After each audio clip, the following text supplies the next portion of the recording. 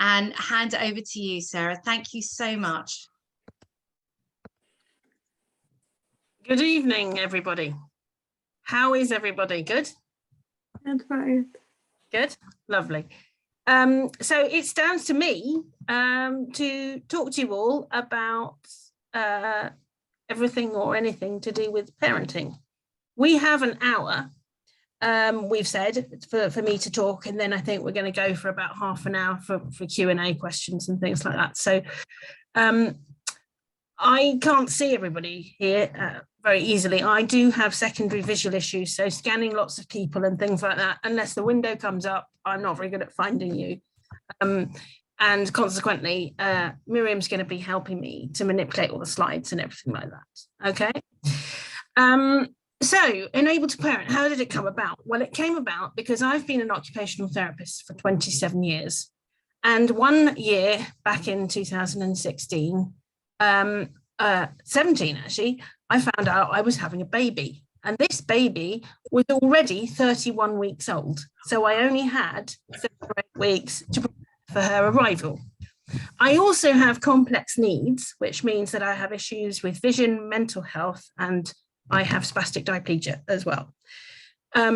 So basically, that when I started out on this journey, there was no service I could go to, confidentially or anything else, to discuss what I'd need for parenting. I only had 7 weeks to prepare, because actually what they said was, or what I said was, I wasn't going to labour naturally. I was going to have a cesarean, elective cesarean. I thought that was within my best interest to do that. It's not everybody's choice, but for me, it seemed to fit the bill. I thought, well, I can plan it. I know when the baby's coming, I can organise the support, etc., etc. So that's what I did. But it was after, and also my husband has a degenerative illness, and he had an acquired brain injury as well. So naturally, we had safeguarding issues. And all the way through, basically, it became clear to me that there wasn't a service that a disabled parent at any stage in their journey could go to and ask for an assessment of their needs. And so what was happening was I was being put into the safeguarding bracket because there was nowhere else to go. So I thought, well, as an occupational therapist, I'm concerned with activity analysis across the lifespan. So there's no reason why I can't help people with disabilities become parents. And I realized nobody else was doing it.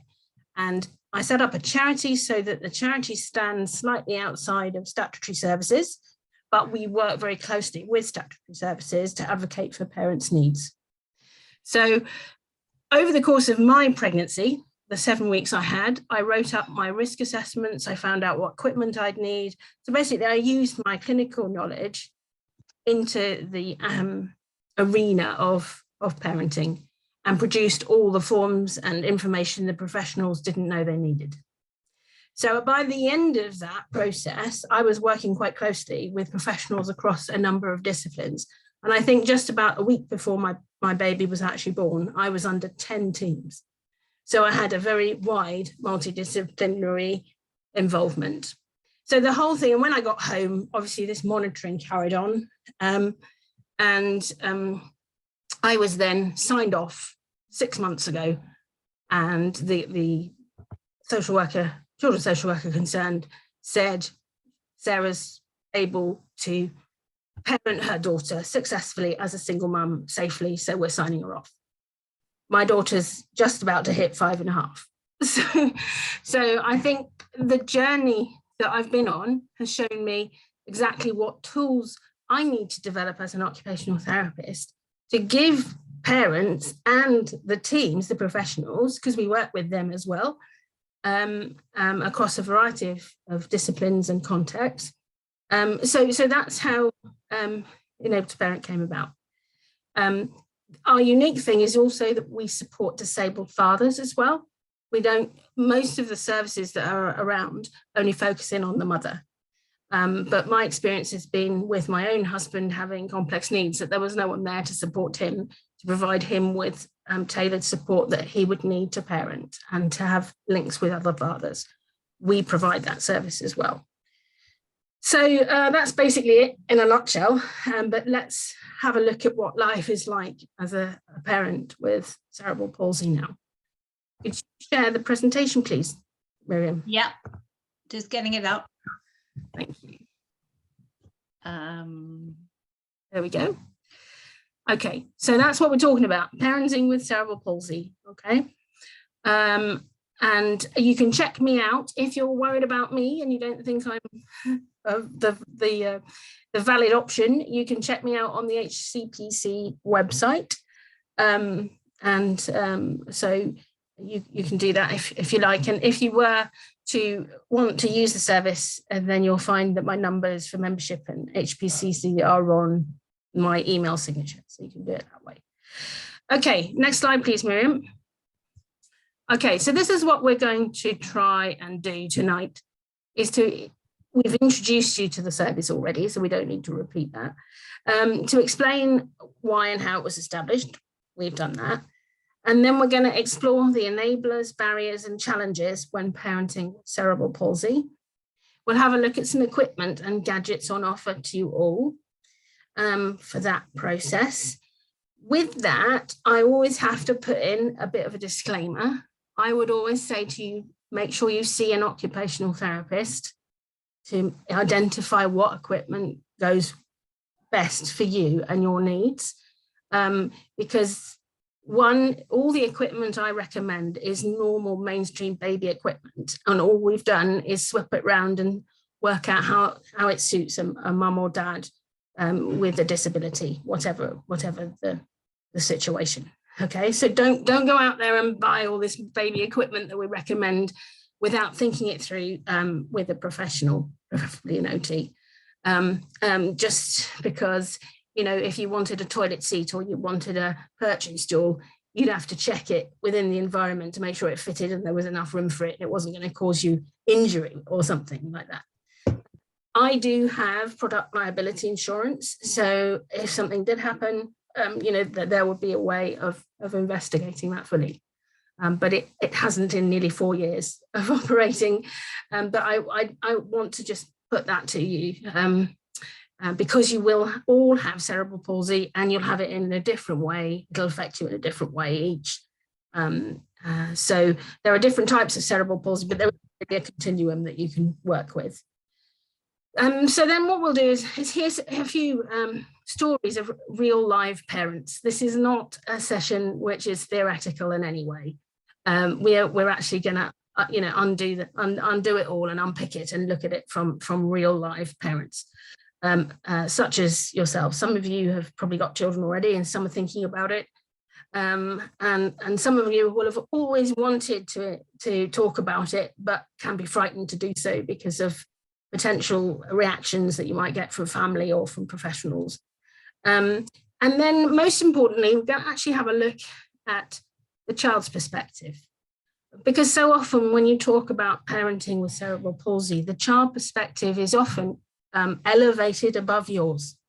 The first concern any professional will have is the welfare of the unborn child. And legally they have to do that. That's required under the Children's Act. That is actually required. And I was assessed with a baby in my belly. The first thing they said was, yes, you are going to have to go through. I had a word with a professional I was working with and I said, are we playing the safeguarding game on this one? And he said, yes. So you know, unfortunately, we do have to address the risks involved. Now, I don't like the word risks, but what I tend to do is use the word concerns.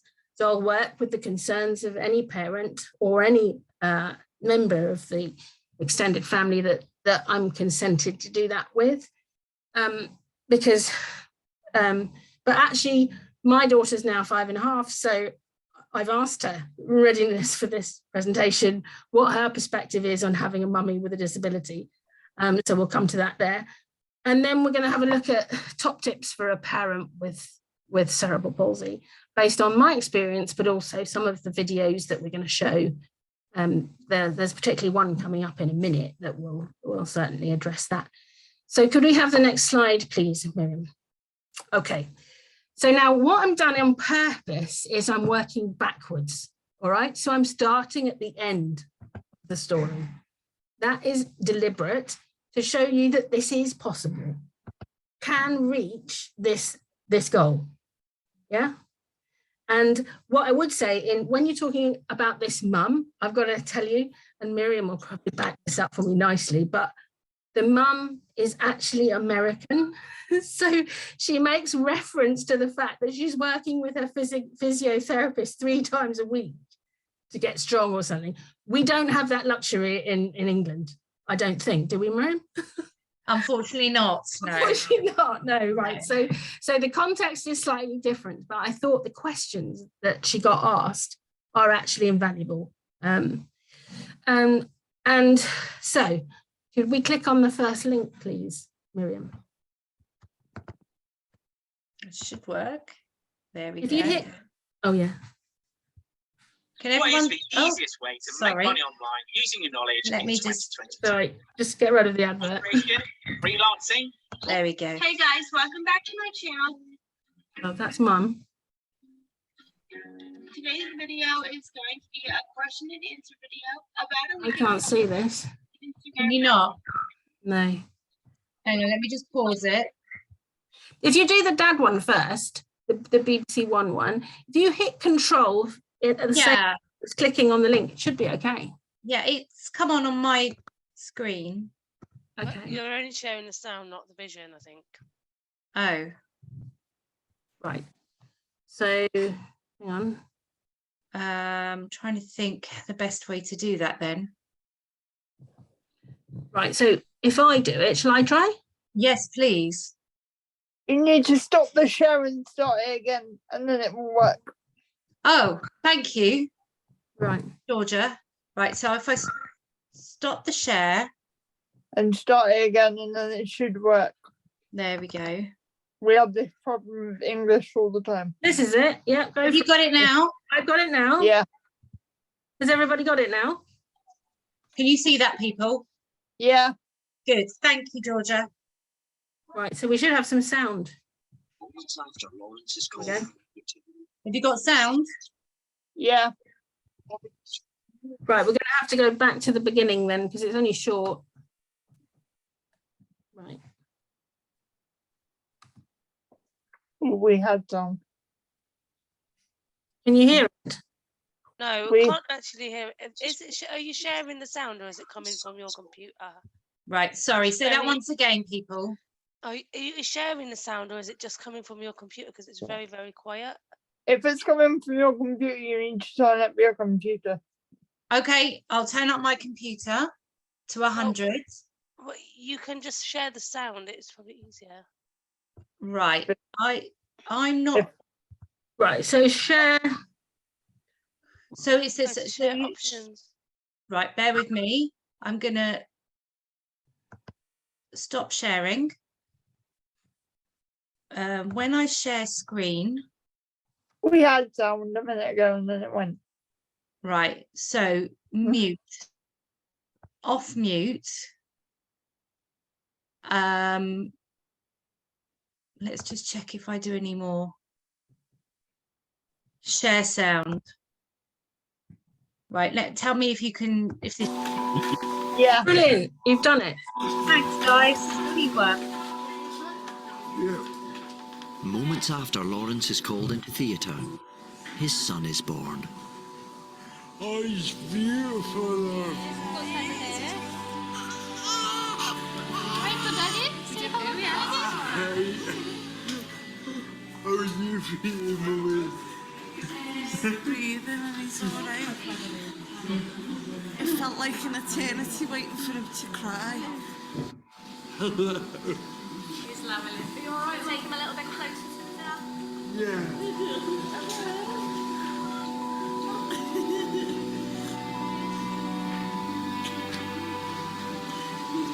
Can't get over it. I'm just like Tom is. Oh, we're gonna day before we saw what he looked like, but he looks like a Tom. I've got one of them. Yeah. £7, 1.5 ounces. Well done. Which way should you want it? With his head this side. Oh, thank you. Okay. Yes. Proud dad.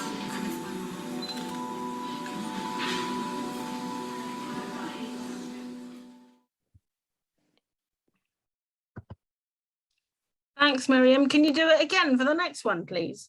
Absolutely. Thank you.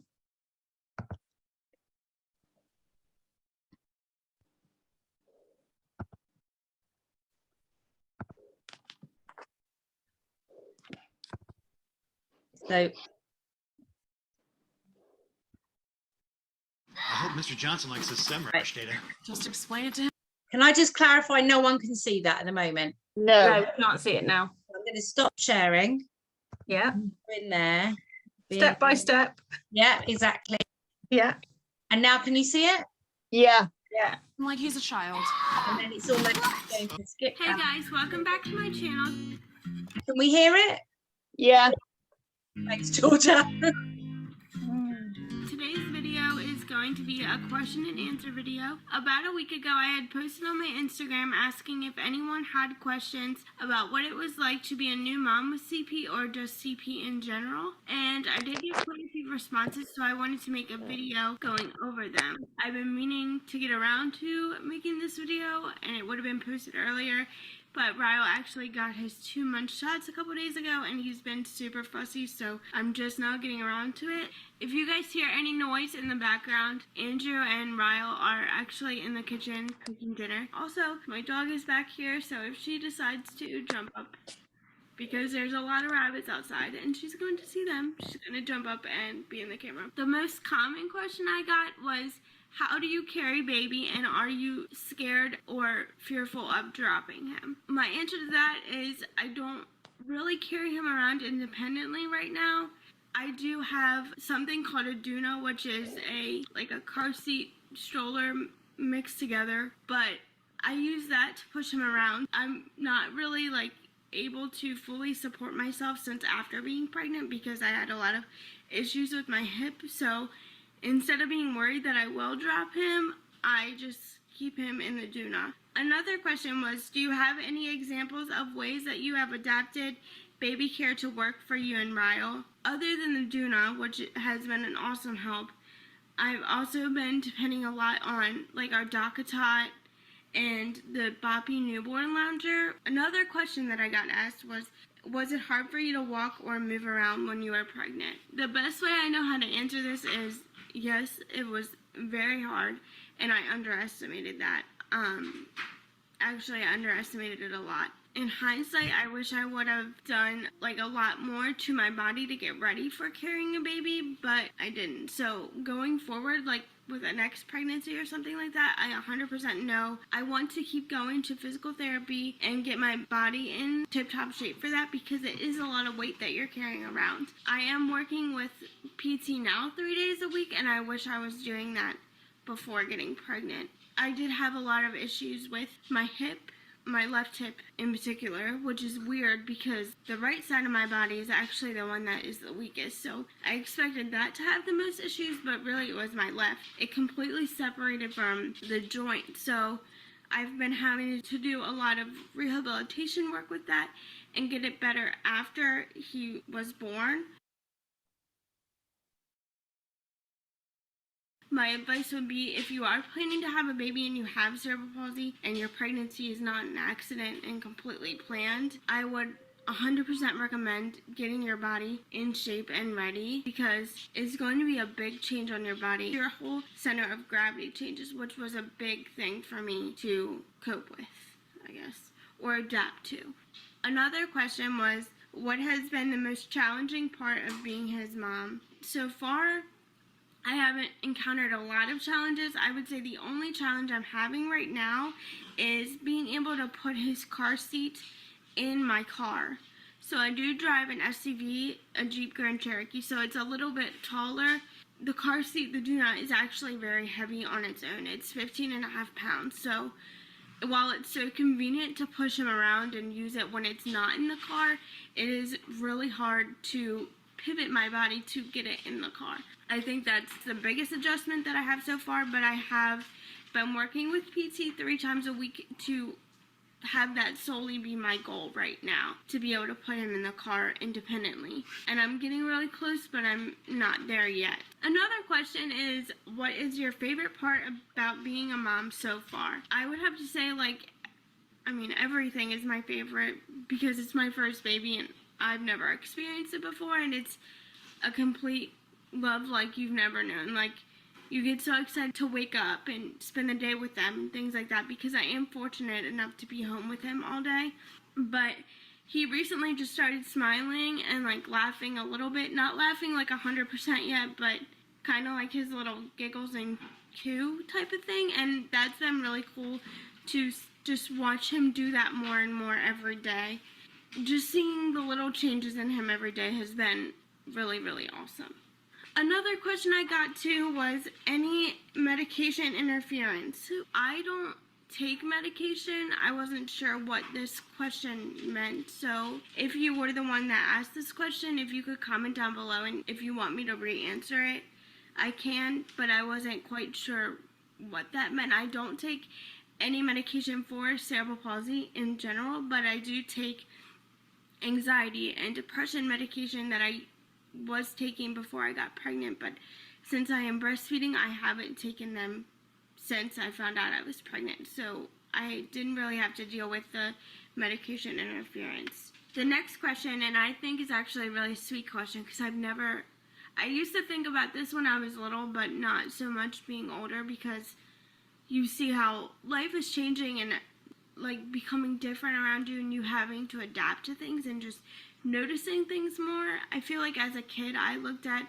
cerebral palsy like way more positively than I do now, which I want to change, because there's nothing I can change about CP. It's going to be there forever. So instead of being negative about it, be positive about it. And that's kind of why I wanted to start this channel, because I know there are people that go through what I go through, and if I help them, it would make me be more positive about having CP in the first place. So this question was, I don't know if you've ever been asked about the positives, but what is your favorite thing about having CP? While I don't have anything that's like necessarily my favorite, because it's kind of hard to find something that's your favorite about having like physical limitations, but I guess my favorite thing would be, and it's kind of stupid, but being able to be front in line at amusement parks and really close parking, and also being able to be front row at concerts. That sounds stupid, but gotta look at the bright side of things. I don't have to buy the ticket to be in front. It ends up happening where people pay extra to be in the front of the line at amusement park.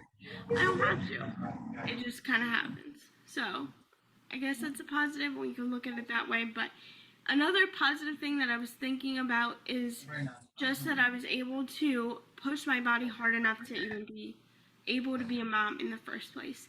It is something I've wanted my whole entire life, and even though my body wasn't in 100% the condition that it should have been, I was still able to birth a baby, and that he can grow into being this awesome human being, and my body made that happen. So even though I have physical limitations and it's hard, my body never said, no, we're not doing this. It had challenges, but that's what this whole video is about. Even though there is challenges, you find a way through and you adapt. Just like having CP, you have to do that on day-to-day life anyway. So I think that's what I'm trying to say by having a YouTube channel and making videos like this is, yeah, life is hard and it's complicated, but it's like this for everybody. So if I could just help someone through my experiences, I think that's great. So thank you guys for tuning into my channel and watching these videos, because it helps me be more positive about having CP in the first place.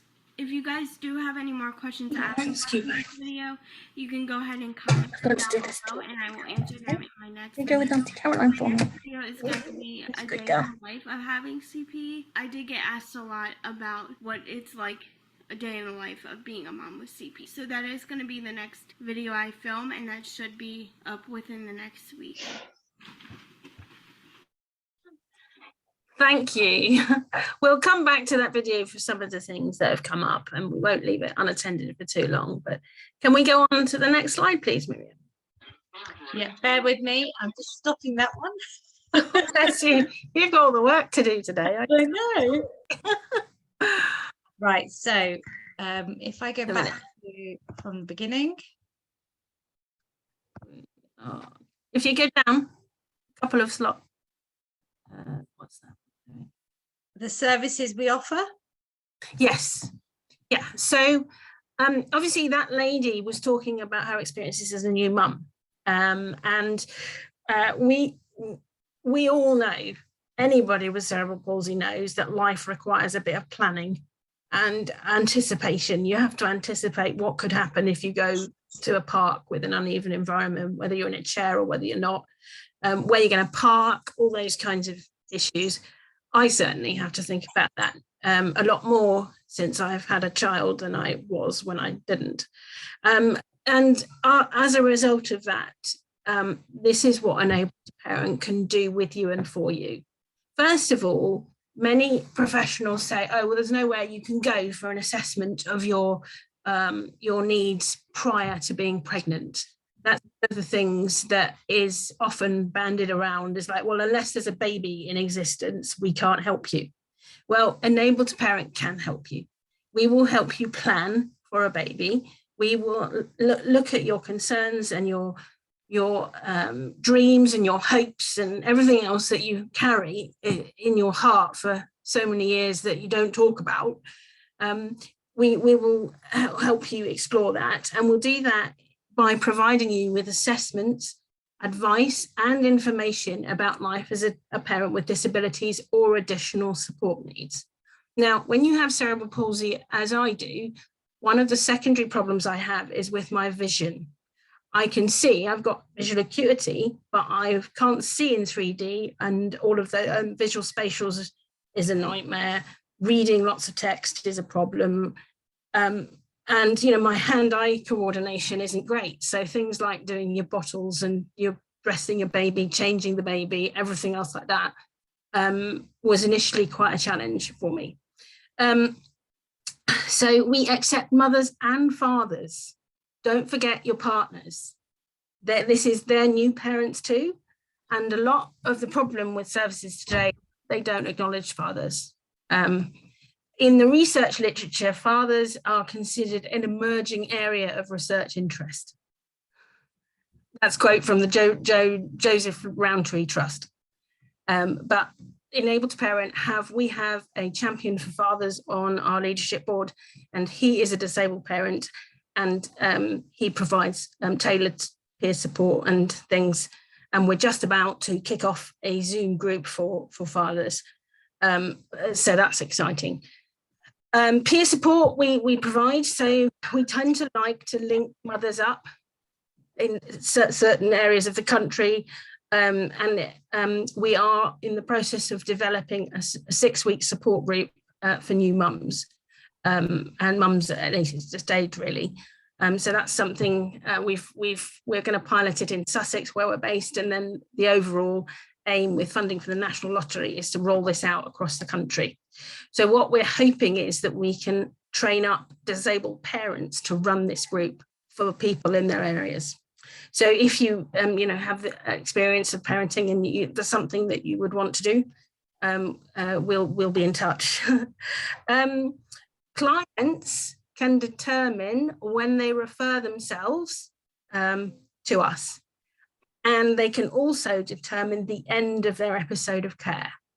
What happens so often in the way the NHS and social services are set up now is that there's a 6-week period where this all has to be done, or they've got 28 days to do their initial assessment and work it all out. And so we know that is basically impossible when you've got something like CP. You need a lot longer to consider things, and each person has CP in a different way. Just to let you know, my daughter's around. She's just come home, so she's sitting in here. She might appear. So, yeah, and then we work with professionals across disciplines in primary care and in social services as well. And also we work with organisations connected with childbirth, like Birthrights, who look after the legal rights of mothers. And we've worked with the NCT and done a training video for them, so that when they have a disabled parent, they've got an interview they can log into and listen to, before signposting to us. We attend attendance at child in need meetings, child protection meetings. We have been involved in some child protection situations. And usually what tends to happen when enables parents involved and says, oh, we can provide you with a report, we can look at those functional risks, we can recommend equipment, and we can tell you how long this person is likely to need support for, anything from 6 weeks to 3 years or something like that. We do something called a parenting forecast in that situation, which can inform child protection decisions about how long one care package will last and then be taken over by another one. Now, I'm lucky because I've got 20 years experience as a paediatric occupational therapist. So I've worked within those systems anyway. And so that's one of the things that's unique about an Able to Parent, is that you've got someone there who not only understands the needs of parents, but also understands the needs, or if there are any special needs that crop up for the child, we can then contribute to those child in need meetings as well. If you want to refer, it's very simple, info@enabletoparent. Didn't finish it there. That's an example of my visual issues. Enabletoparent.org.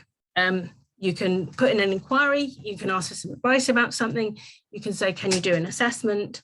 Or I've suddenly found out I'm pregnant, will you be able to help me plan in terms of what equipment and everything I'll need? So very easy, really. Next slide, please, Miriam. There we go. Okay, fabulous. Now, I'm going to pick and choose out of this one. In my experience, when I set out on this journey, 32 weeks pregnant, the professionals were generally very anxious about my situation because we had 2 disabled parents, one with a degenerative genetic problem, an acquired brain injury or palsy, a mental health condition, and a visual impairment. So when I told them all that, they were like, oh my God. So naturally, somebody somewhere pressed the safeguarding button. And it's important to state, though, that any professional, any health professional comes into the profession to want to enable and help people.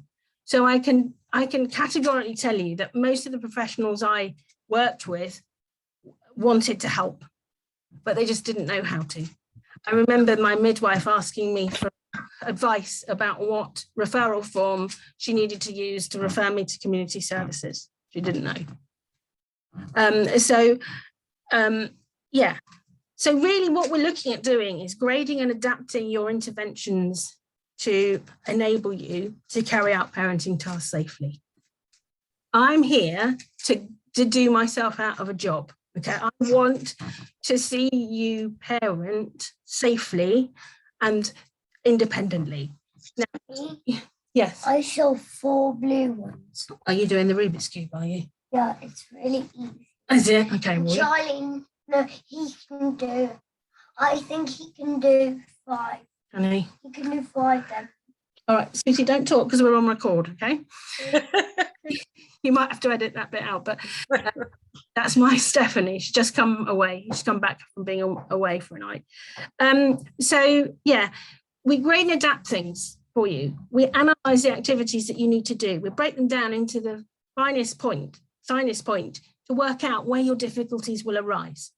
And then we want to mitigate that and give you either a piece of equipment or an adaptive strategy to do.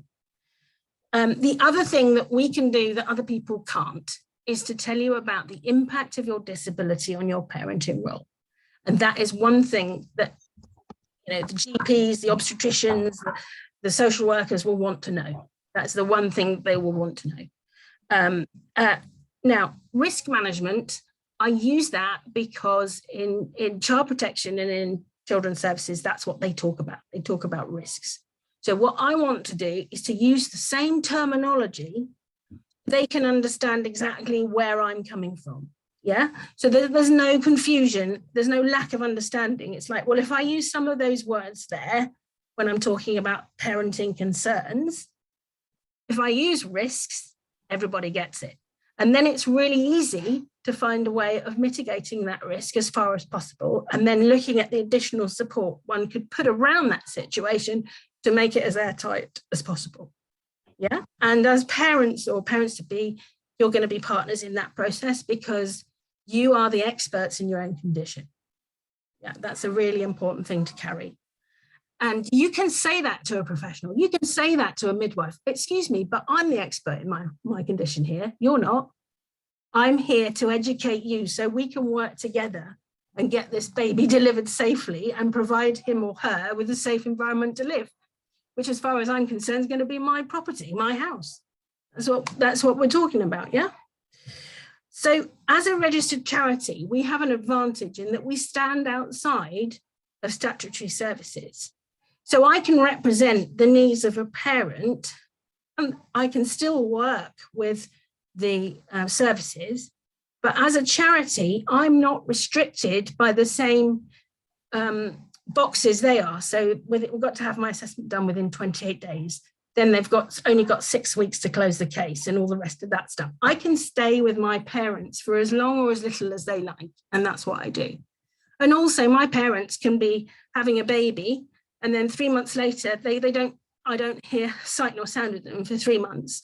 And then they come back and they say, hold on a minute, I'm trying to find a way of putting my baby on my lap, but I can't hold them myself. So if your baby's sitting up and got head control, we can use a lap baby. Yeah, so you can come and ask questions or send an inquiry in anytime you like. That's why I've done it on purpose. And also I know that more disabled parents will reach out to a charity than they will a professional, because they might have concerns that if they tell a professional the limitations or the weaknesses they have in parenting a child, that they might be safeguarded and end up losing their child. Yeah, so we do work with statutory services. We have to. We're legally bound to do that. We can't. Everybody, child protection and things like that is everybody's business, even ours.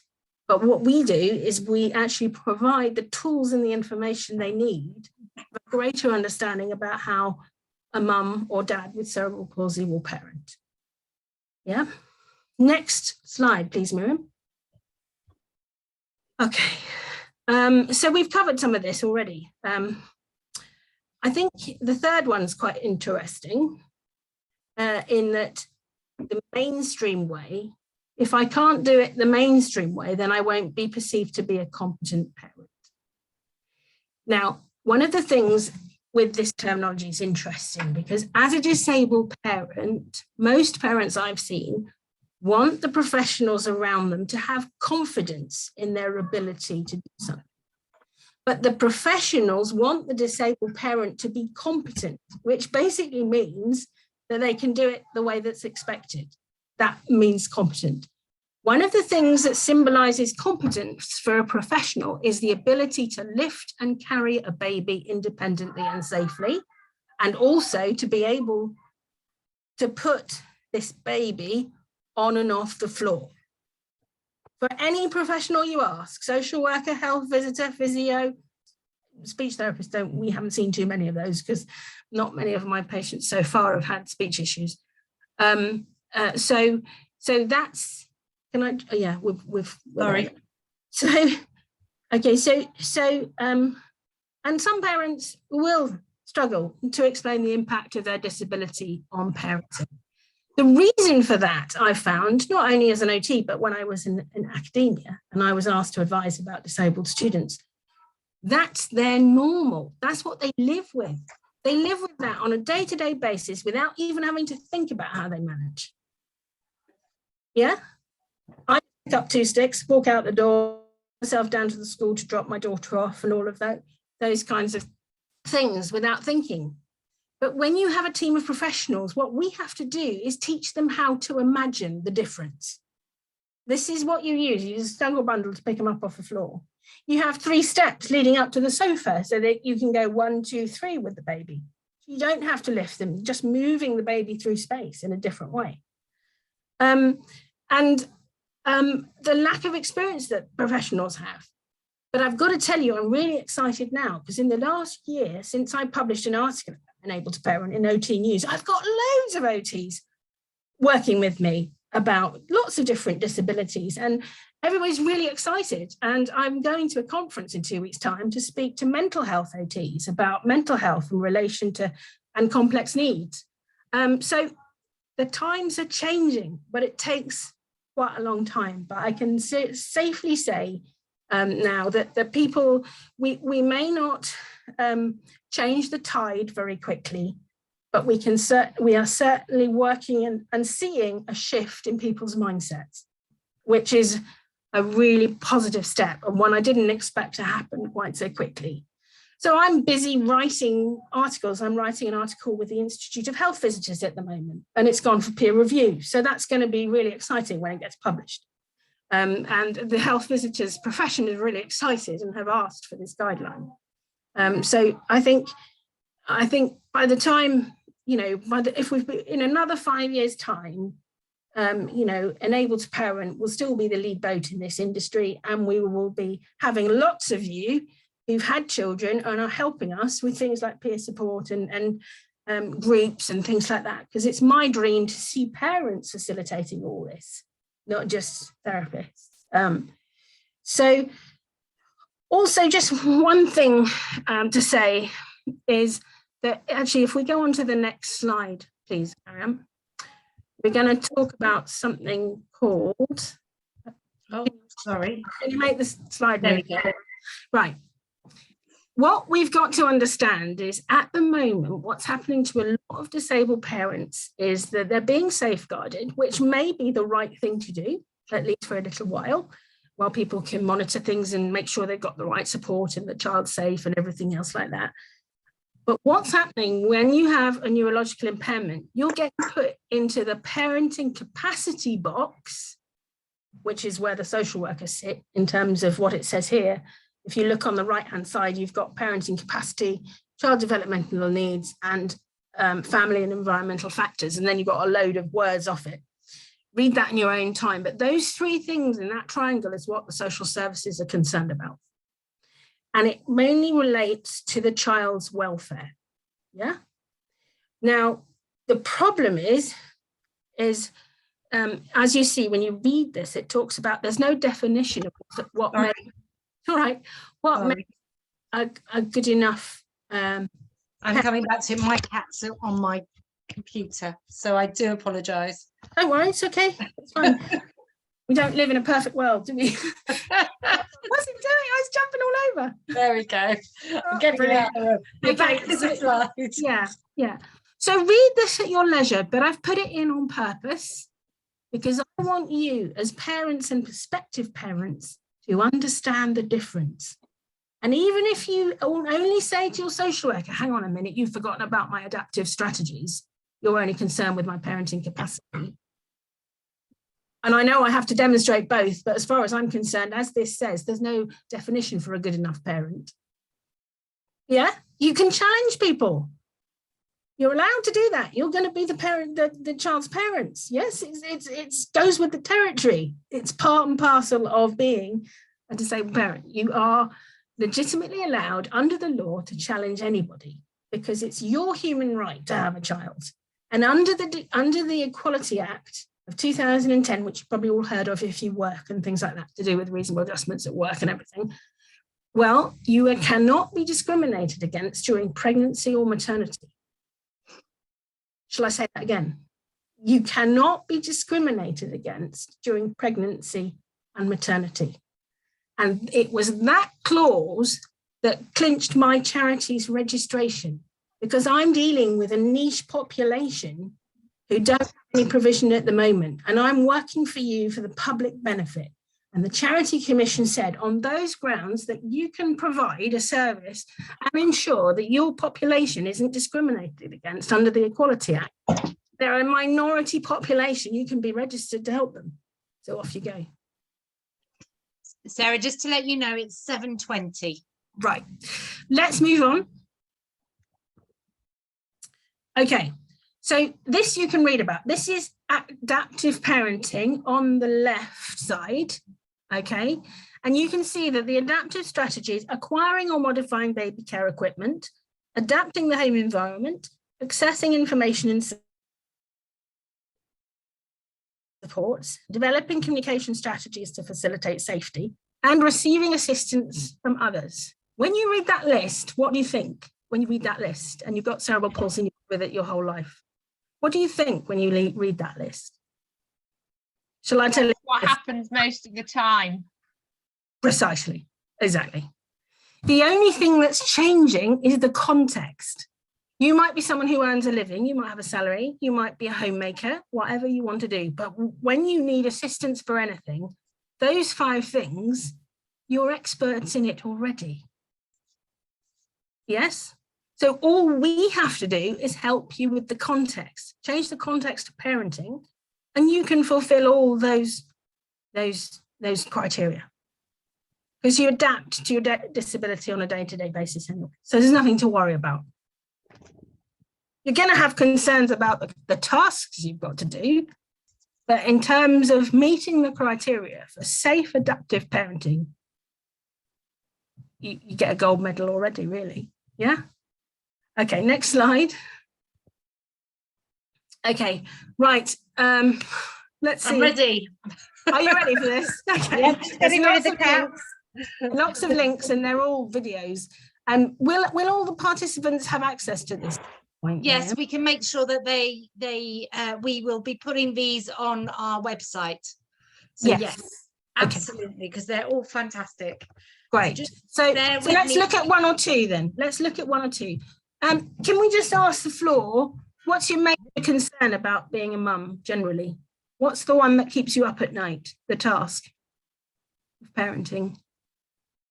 Can anyone please offer their, because I can't see the full screen, so at the moment. That's all right. So anybody, it's all right, it's confidential, it's not going anywhere. Right, anyone who wants to put their hands up and I can take them off mute. I think Ruth Ann's got her hand up. Ruth Ann. Oh, I can't find you, Ruth Ann. She's already off mute, I think. Did you want to ask something, Ruth? Yeah, it will be lifting, like carrying the child. Okay. Right. And Becky's got her hand up as well. The other Becky, not me. I think for me it's tiredness and fatigue, actually. Yeah, okay. Yeah, that's great. Anybody else? One more, and then we'll. Georgina, Miriam, but she's on mute. Georgia, sorry. Oh, Georgia. Hang on, Georgia. Oh, here she is. I can see her. Yeah. I should be able to unmute you. I was just saying there's a question in the chat about this. They want Thank you. it answered. I'm not sure. Well, if I read the question to you, Sarah, and then you can decide when you want to answer it. Okay. So, if it was reported by some busybody, which has happened, I could request an assessment if disabilities were aimed as an issue. So I'm assuming that's around safeguarding. And then are people, the same person, are people going to pick at me having ADHD, CFS or CRPS, as I can't attend meetings and parents' evenings easily? Oh my gosh, that's a loaded question. Okay, first of all, let's go to the lifting and carrying thing. All right. I can't remember the reference offhand, but I have used it in my health visitors guideline. Now, the one thing that categorizes us all as disabled is a deficit in lifting and carrying. So that's what makes you disabled, one of the criteria. Okay. Now, there are lots of ways of addressing the lifting and carrying. So if we can go to the snuggle bundle, please, Mary. Yeah, absolutely. On the one, and we'll watch that. Right, I'm just going to get it up and then share. You're doing amazing. I think we'll give you a medal at the end of this. There's so much to do to make it work. I'm almost with you. Fabulous.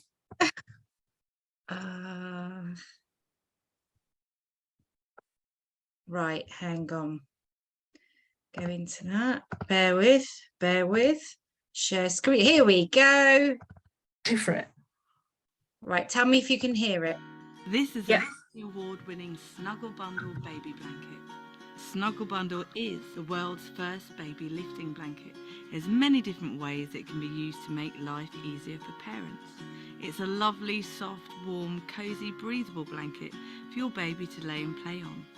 It has a soft padding under the head area and a soft padded hood, which can also be rolled back. By using the extra strong padded handles, you can safely and effortlessly lift your baby straight into your arms without putting strain on your back and stomach muscles. You can lay them gently down without any awkward bending or stooping, making Snuggle Bundle excellent help for all post-birth recovery and for any parents or carers that have back or pelvic problems. All parents know how difficult it can be once you've eventually got your baby to sleep in your arms to then lay them down without waking them. With the Snuggle Bundle, you can simply take the handles, lift them out of your arms and they'll stay asleep, safely swaddled and fully supported. Lay them gently down without waking them and without straining your back. It's as easy as that. For extra warmth, you can fold the sides over and with the help of a simple tie, keep them snugly wrapped. If you're going out or just need to move your baby while they're sleeping, it's so easy. Just take the handles and lift them gently up into your arms and move them wherever you want without disturbing them. The Snuggle Bundle fits into all pushchairs and prams, but best of all it fits straight into the car seat. The straps will do up over the shoulders and between the legs, allowing you to still use the wrap feature. The hood can also be rolled back if required.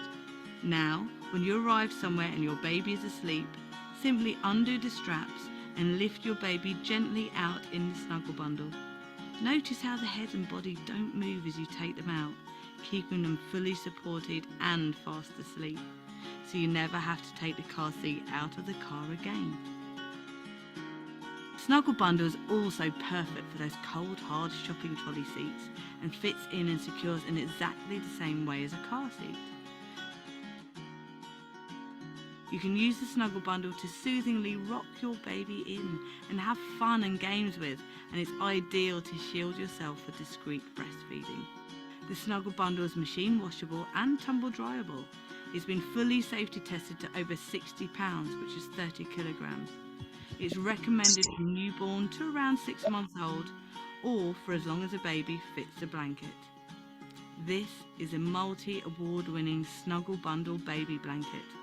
One blanket with so many uses and a definite must-have product for any new parent.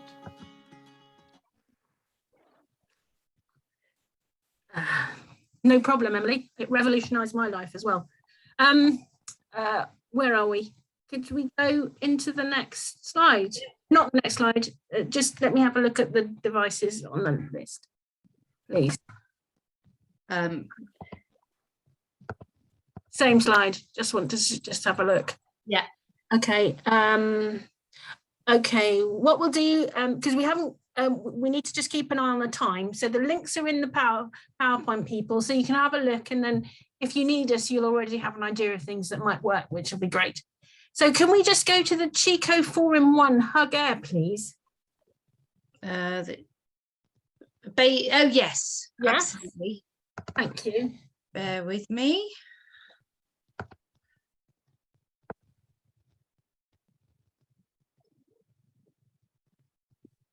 Oh, I know why this isn't working. Excuse me. Sorry if that's making people dizzy. That's all right. Don't worry. It's good. Yeah. So Chico baby hug, please.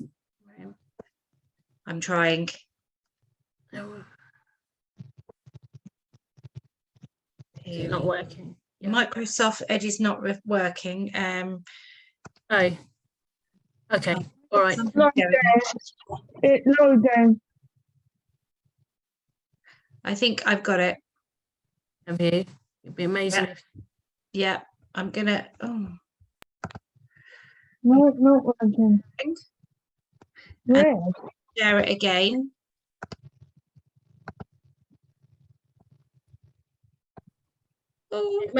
It may not like it. Don't worry. We can have a look, but I can tell you what it does. Okay. Basically, that one 4-in-1 Chico 4-in-1 Hug is an amazing piece of kit.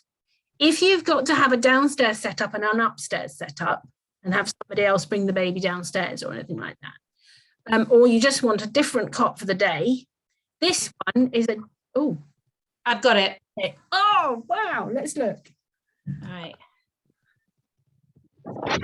Go. Oh, here we go. You've done it. Clever girl. No. That's more. It's on pause, isn't it? No, it's loading. I did died. Okay, hold on. Keep talking, Sarah. Yeah, this is Chico is a good. Oh, here we are. This looks hopeful. I'm going to stop sharing and come out and go in again. Yeah, it's basically Chico is a very good range for adaptive devices for you guys, because you've got one manufacturer, which is good. It's well stocked in all the baby shops and online. Is she going to have joy?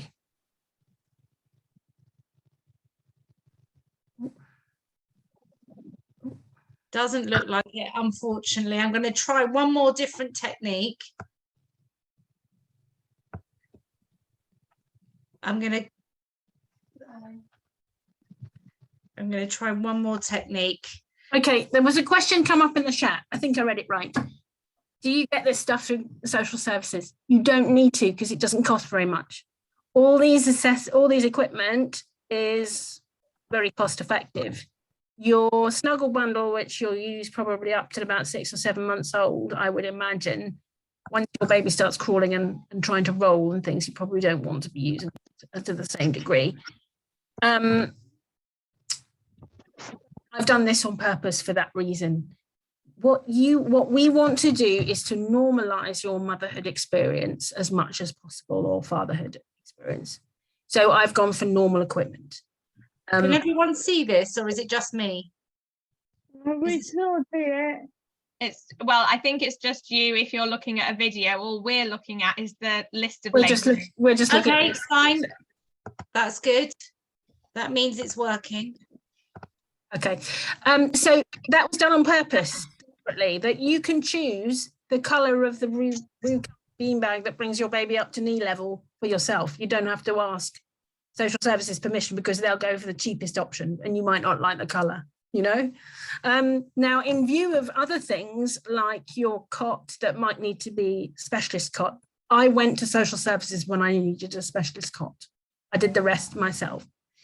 I have been on benefits since my baby was born, and so I accessed a grant called a maternity grant, £500 initial startup.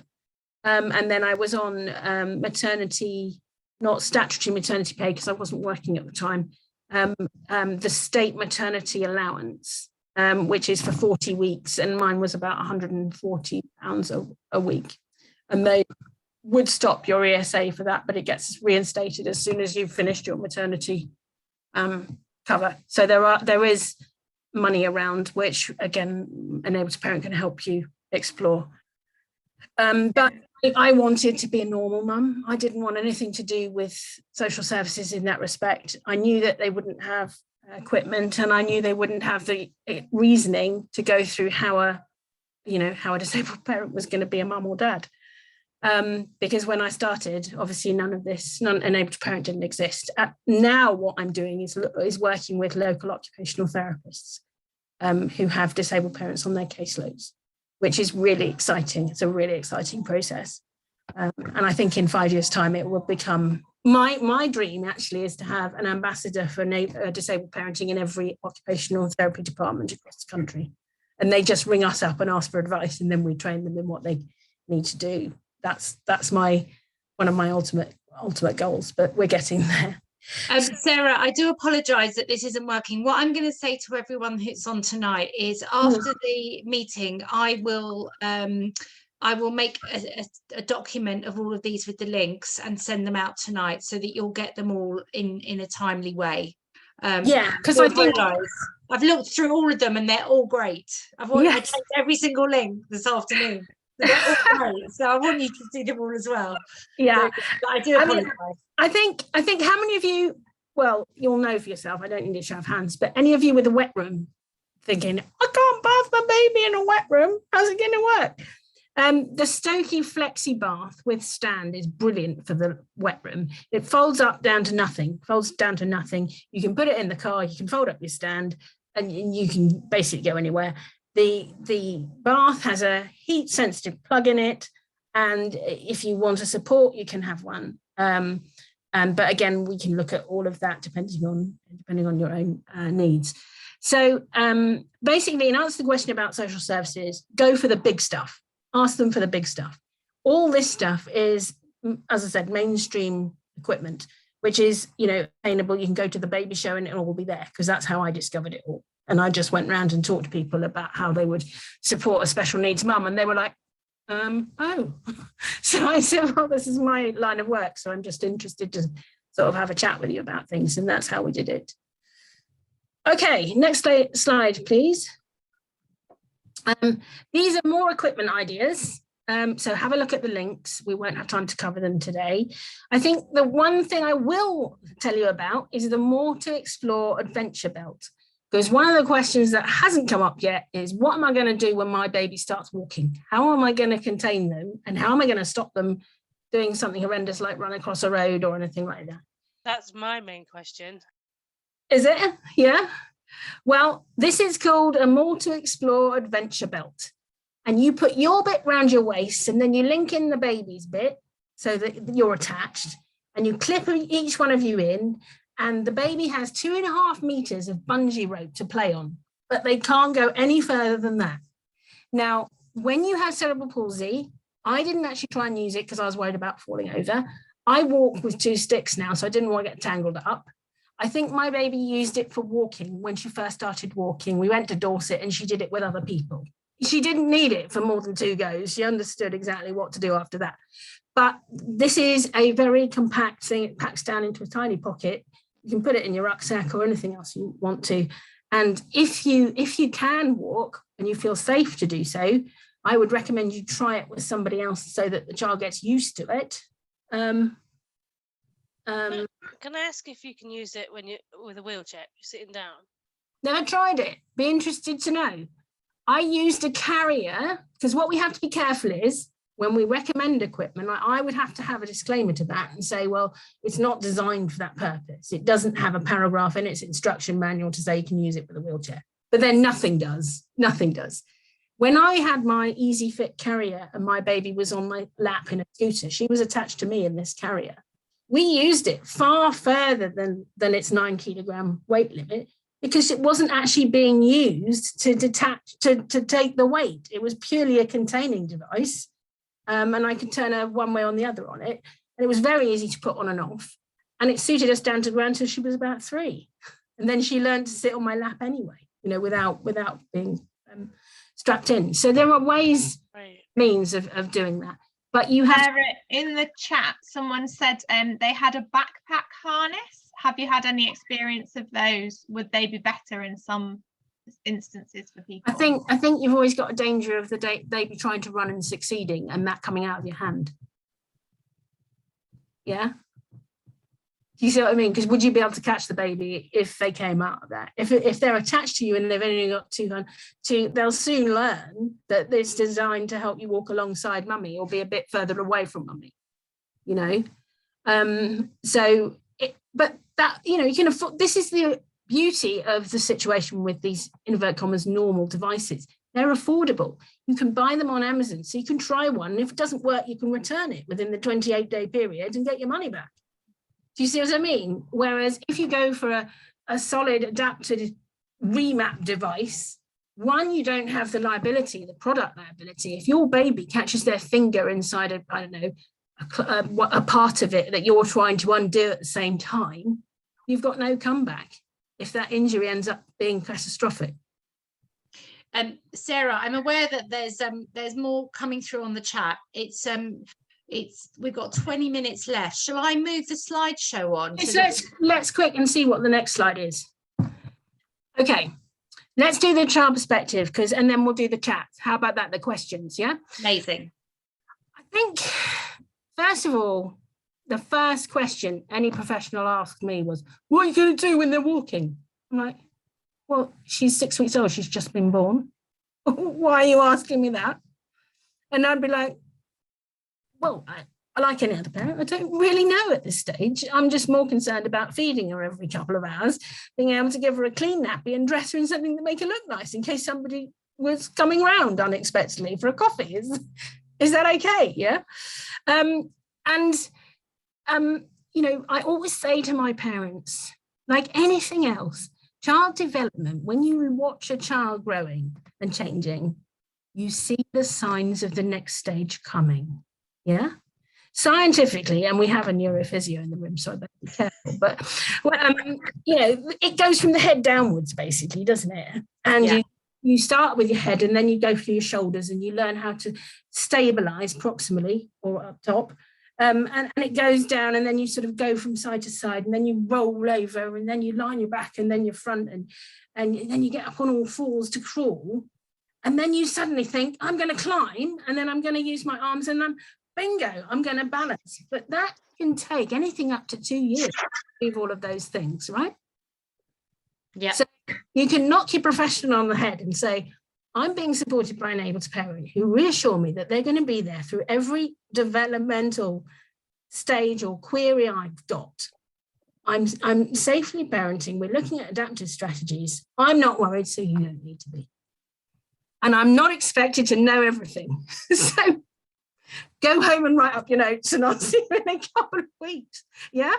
I mean, it is necessary to have a degree of being assertive, but also a sense of humor. You know, when my health visitor came in and said I had to put a gate across my kitchen, and I was pushing my baby around in a buggy because I never picked her up like that girl on the telly, never picked her up, knew I couldn't do it.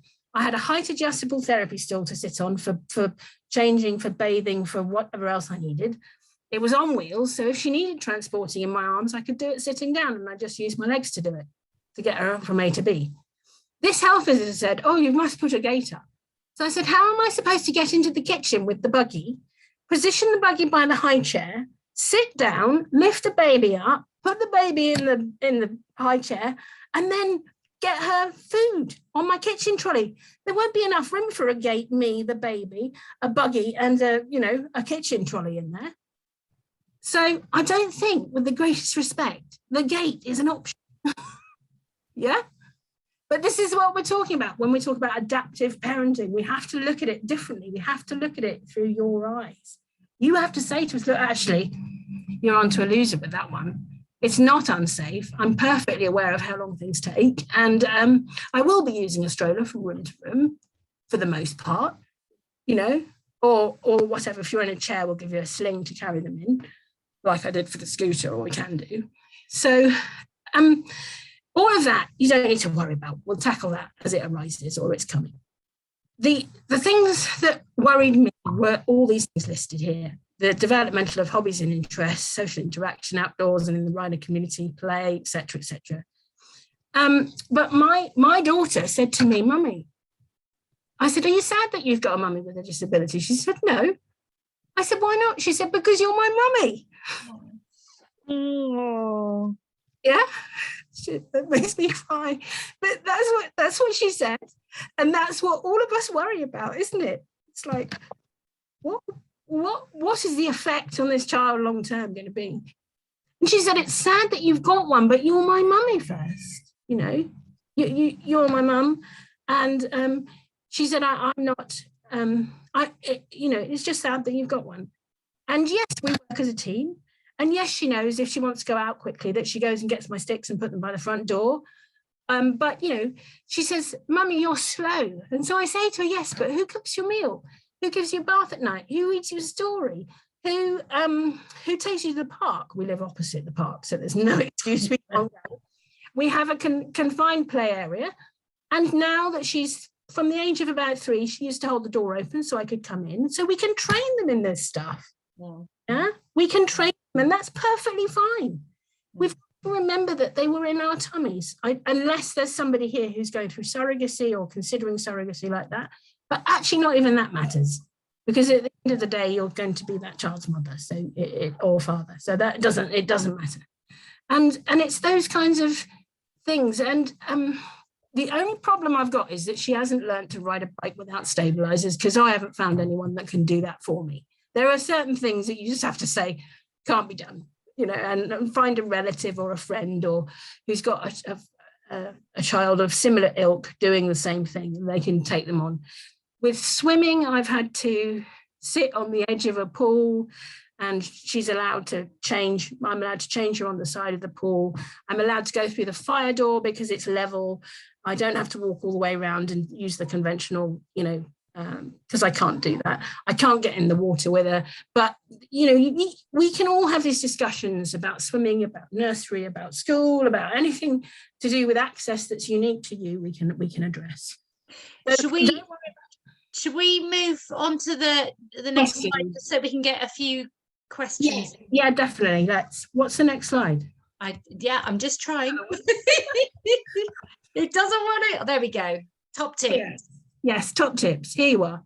Your baby has lived inside you, so will be quite used to your CP.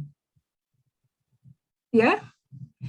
He or she will know how you walk, how you wobble, how you move, what you sound like. And as far as they're concerned, as my daughter always says, but you're my mummy. Yeah, so the next thing is, and this is homage to our neurophysio in the room, manage your tone and or pain to get the best function. After a cesarean section, all I did was take paracetamol 4 times a day for 6 weeks. After the procedure itself, though, it might be worth asking your obstetrician if they can prescribe not morphine, but baclofen or something, because when you come around, the spasms that you have been freed from for the miraculous 24 hours that it gave me suddenly come back in the middle of the night, and you're in absolute agony. And your anaesthetist will come around and say, can you put me on I'll put you on a morphine pump. That's not what you want. You need an don't you? Is that right? Yes. I'm just shaking my head because the anaesthetist 9 times out of 10 doesn't really join the dots. And I'm so disappointed that Emma can't be here, because we've had all these conversations together, and some of the conversations you mentioned earlier about the children learning different skills and, you know, being more independent than maybe some of their peers, but actually it all stands them in the best stead. And the tone issue, whether it's to do with any other surgery or post cesarean, is a huge thing that you know people need to remember. A lady I was helping. I went down to see her in this particular case, and she had a situation with her tone, and I said, "Can I give you a stretch?" So I took her up a limb in my arm, in my hand, and gave her a stretch, and she was able to do so much more, having her tone managed. The difficulty we have in the community is that there's no service for adult cerebral palsy, really. So you can't. This is why we started the charity, really. Yes, I imagine, absolutely. So the other thing, you've got your eye on the questions, haven't you, Miriam? I'm just going to do this and then we'll be ready for that. So manage your tone. If you've got a partner, get somebody to train them how to do a stretch, a really good one that you actually notice a difference in. Yeah, we talked about developmental stages emerging. And then you've got to identify people you are happy with. You've got to think about the package of support you're going to need. For all intents and purposes, adult services, if it's a local authority care package, will supply support for personal care. And that's it, if the local authority are providing it. If you're going to go for a private package, you've got a lot more freedom to say, well, I want some for personal care, I want some for parenting, and I want some for social hours, per week.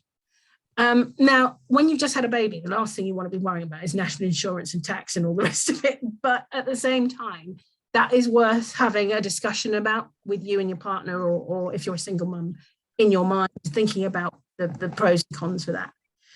Collaborate, communicate, but don't be frightened to take the lead. Plan, prioritize, and work in partnership, but don't be afraid to take the lead. You are the expert in your condition, and you will be the one who can say, after you've seen us or thought about it, that you will know exactly, we will write down exactly how the disability impacts the parenting, and we'll take task by task until we've got solutions. Yeah. So that's it, guys. What's the questions? Let's do the questions. They're often more exciting. Okay. Well, I think we've had some in the chat, Miriam, haven't we? Yeah, I'm just going to open up the chat. I do have a question that I don't know, I really don't know how to word it in Python. Okay, I tell you what, Courtney, or is that Shard? Courtney. Okay, bear with me one moment. Becky. Yeah. I'm just trying to think if there's other questions that came before Shards that we need to cover. You first, yeah. Probably ought to look at them in chronological order. Yeah, I think there were the ones that Kat brought up about what happens if somebody reports you for a disability issue with safeguarding, just generally out and about, and how do you request an assessment based around a disability if something like that happens? Oh dear. Is this something that's keeping you awake at night? Kat, do you want to come into the conversation and comment? It's good to know the context and the fears, really. So, you know, as I said, it's not going to go anywhere. It's all confidential in here. I'm not going to take it to anybody. It's important so I can answer it in the right way for you, rather than guess. If not, maybe Kat can contact you separately after the appointment. Yeah, that's a good idea. She could write an email to me, and then we can. I will have all the details on the email that I send out this evening. Okay. Yeah, good idea. Because it is sensitive and it is private, so we can keep it that way. But you can email me info, and then a way of discussing it if you want, just on the phone. She said my kids do live in a home. They are 11 and 12. Yeah, I think she's cooking the tea as well, she was saying. So I think there's probably a lot of things going on in that house. Oh, right, yes. Okay. And then the other thing I think that Kat was talking about was what about it when kids start school and start doing other things, and there's an expectation that you have to attend parents' evenings or certain things in a certain way. How can we deal with the kind of pressures from that kind of thing? Okay, well, again, I've got to say the first thing to say is that the Equality Act comes into force for you on those sorts of things. You can ask for a reasonable adjustment about anything that affects your life that you like. Okay. Now, my personal experience of nurseries and not schools, because I'm very fortunate that my daughter goes to the inclusion school for the whole of West Sussex, so it actually works. But my experience of nurseries was quite different. And I think as an organisation, we are developing tools all the time to do with nursery access, conversations to have, you know, writing up a situation that identifies your own individual need. And that's what we would do. I'll write it down as something that we need to be thinking about, is actually having a framework around which you can fill in the framework, and then you take it to nursery or send it in with your application and say, well, actually, look, I'm a disabled mum. For me, the biggest problem in nurseries, practical problem, is the security. Right? The gates are designed so they only stay open for about 3 seconds. They bounce back at you, and they've got a magnetic lock that just goes bang, and you can't get in the door for love nor money. Yeah. So there is going to be, and then you go up to the door to get in, and there's another set of thanks, guys. Oh, you've made me obvious now. Yeah. So basically, that is the issue, is that for us as disabled parents, and particularly with cerebral palsy, with like fine motor issues and hand-eye coordination issues in my thing, not being able to see the small things on the dial, the numbers, the time limits, everything else. There will be a need to have an individual conversation with the nursery manager. And we can tee that up with you and for you. Or if you're not confident to do that, send it in with your application, and then you'll have to have the way that you think. But yes, I mean, I got through 3 nurseries in 3 years because of various things, and the fact that they just never had a disabled parent before, and that I couldn't get in enough time. My sticks were there and everything else. And yeah, unfortunately, and also you see nursery, my baby went to nursery at a year old because I wanted to tell the health visitors basically she's at nursery, so she's quite safe, kind of thing. She's at 3 days a week. And I think one of the other questions, somebody else has said, as a former teacher, they always tried to adapt the way that they met with parents, like on the phone or via email if they couldn't come into parents' evening as well. So maybe asking for that. And somebody else was saying, if you've got a child with an issue and you've got to go into school regularly, is there a way that I can word reasonable adjustment for reintegration, for having meetings with school?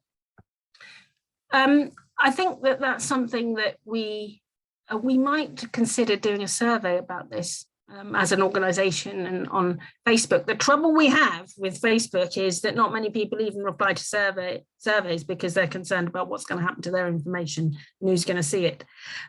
So it's very difficult to get disabled parents to engage with things like that for reasons we've discussed earlier, which is fine, but it does mean that it takes longer to develop a meaningful tool in this regard. I would say if you have concerns about nursery, you get in touch with us and we'll make that your intervention. We'll work with you for that, and then you might decide there's something else, or etc. Or we'll stay with you to make sure that transition has gone well and you feel safe, and the same with school, I assume, because it doesn't matter how old your child gets, as long as they're still in child age, you will still help people, from what you were saying. Yeah, I mean, the eldest child, in inverted commas, I had was a teenager. So I had a case with three boys, all had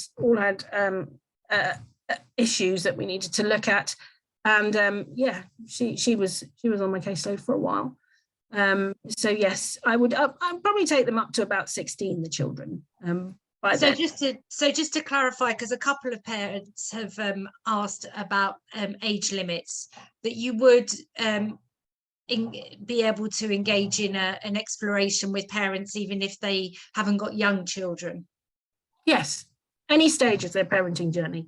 Yeah, I hope that answers that for those that were saying it. We're gonna have to start wrapping it up now. I'm so sorry. I think we could go on for another hour at least. Well, we could always do a second session. We could definitely do a second session. Yeah.